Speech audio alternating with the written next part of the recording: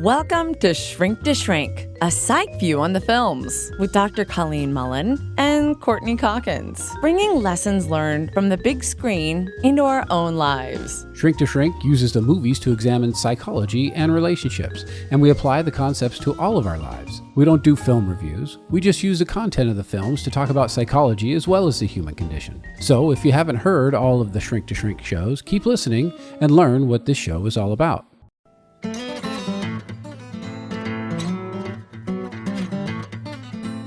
I'm feeling just wiped out, man. I'm demolished. Are you? Do you feel like picking up the pieces of your life? I feel like tearing everything apart.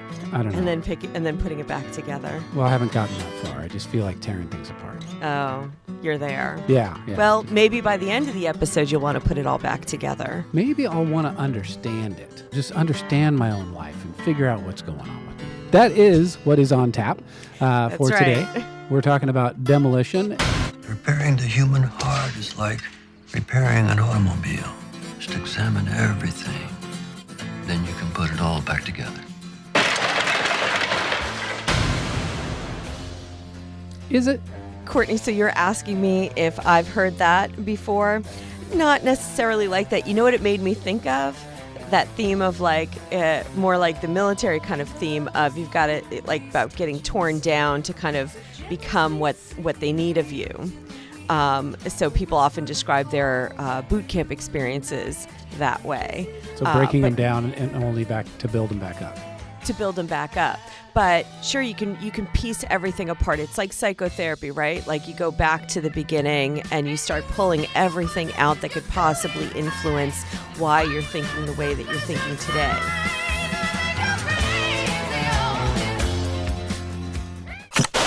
It's some of the obvious stuff, like in Silver Linings Playbook, that make it easier to actually talk about real things that go on with people. Her relatives over dinner. What meds are you on? Me? None. I used to be on lithium and Seroquel and Abilify, but I don't take them anymore. No. They make me foggy and they also make me bloated. Yeah, I was on Xanax and Effexor, but I agree, I wasn't as sharp, so I stopped. You ever take Klonopin? Klonopin, yeah. Right? Jesus. Like, is it what? Yeah. What day is it?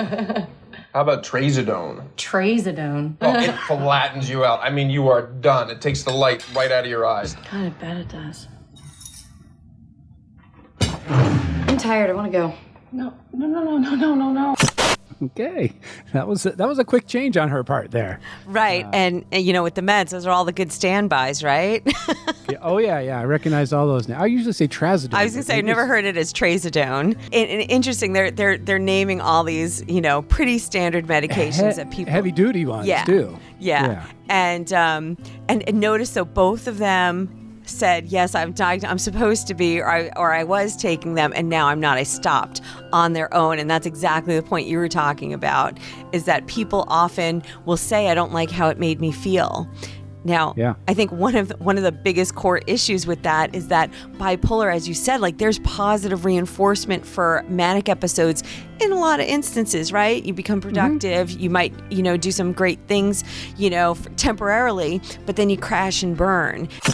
As good as it gets, you know, we had Helen Hunt and Jack Nicholson in an unlikely romantic pairing.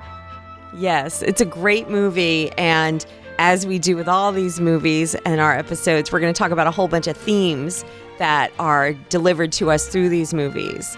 And today's themes are going to cover obsessive compulsive disorder, and then the multiple facets of a person's personality. Like we get to see how Jack Nicholson, who's the main character, he hides behind this one side. He's this terribly offensive guy. And on the other side, we discover that he's really not like that at all.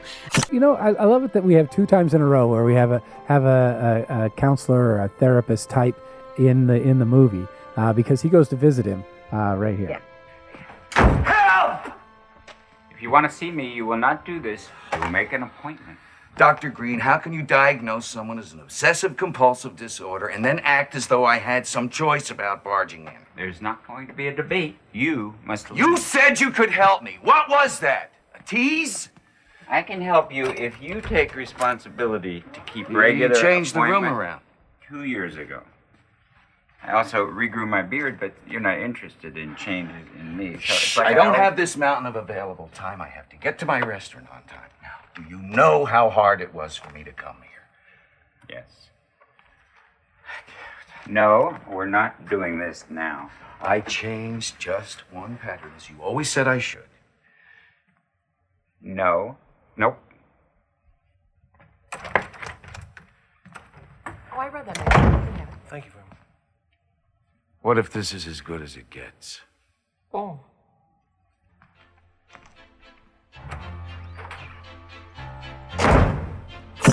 So he goes into treatment, and the doctor, I think, did a great job. Right. I was going to say for once, like last time, and I think we've done it before, we just, normally can't stand how therapists are portrayed in the movies or on TV. And here we have one who, yay, he has good boundaries. He doesn't just let his patient walk in and take over the place or cater to him in the moment. He sets these boundaries, which is really healthy as far as the treatment goes for OCD.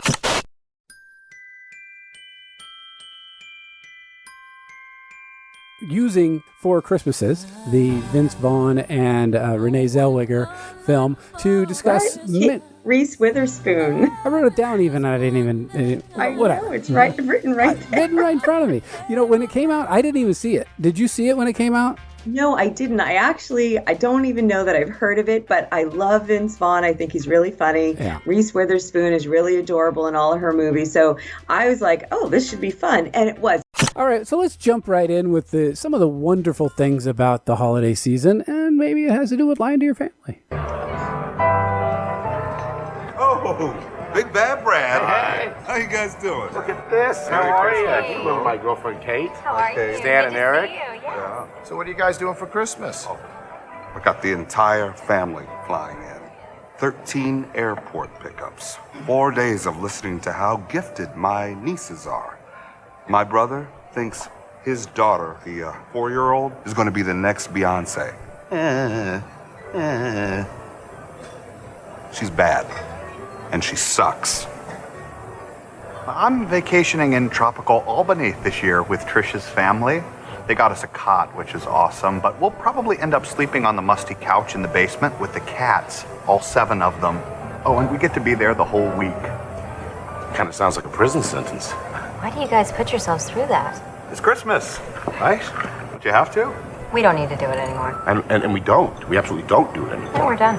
Why? What are you doing? We're going to Fiji. Yeah. Just the 2 of us. Fiji. Yeah. Don't your families get upset? Not if you tell them you're doing charity work. Something like building houses in third world countries. Teaching English as a second language in Puerto Rico, delousing orphans in Somalia, helping Chinese kids capture lobsters, broil them, gut them, clean the weird stuff out of the middle. So we find that the more details you give, kind of throws them off the set. You lie to your families at Christmas time. I mean, you really can't spell families without lies. Try it. But don't you ever feel guilty? For taking a vacation on our vacation? No, not really. You do look pretty sexy with a tan. Thanks, babe. Wow. You can't spell families without lies. I love it. I never thought about that before. To be honest, I hadn't either. I thought that was a great line. And they actually repeat it, like his father then says it to him, so you see where he gets it from later in the movie. What do you think of that whole thing of avoiding the families at the holidays? Well, my family listens. So, no, I think to me, I'm not one for doing things that I don't want to do very often. This movie that we're doing, The Wild, it kind of starts where you live and ends north of me. Yes, if Reese Witherspoon taking a trek by foot up the Pacific Coast Trail. Yeah, that's nutty. I didn't know it was so far. I thought she was just going to the border of California, but she went further than that. It was 1,100 miles. Who does that? How is that a thing? Really, really interesting. Almost kind of made me think of you, this next clip. She goes to get a tattoo, and here's that. We're getting divorced today. And we thought we should do something that bonded us together. Oh. Okay. It hasn't occurred to you guys that it might be easier just to stay married? Cheaper, too. Well, at least we probably won't regret it. Couples don't necessarily stay married, but they tend to stay divorced. You get a lot of people asking you about removing tattoos. Well, sometimes. I cheated on him. It happens. She seems sorry. I am sorry. Cheryl, come on. Come on, man. Wipe the slate clean. It's quite a big slate. I cheated on him a lot of times. Okay, I have to qualify. I was going to say, like, we need to clarify this in case my ex is listening. Now, when you say that, I hit it, cause thinking about the first half of that clip, not the second half of the clip, because I'm like, you guys are so amicable, and here they are getting together, getting a tattoo to commemorate the end of their marriage. Not all that cheating thing.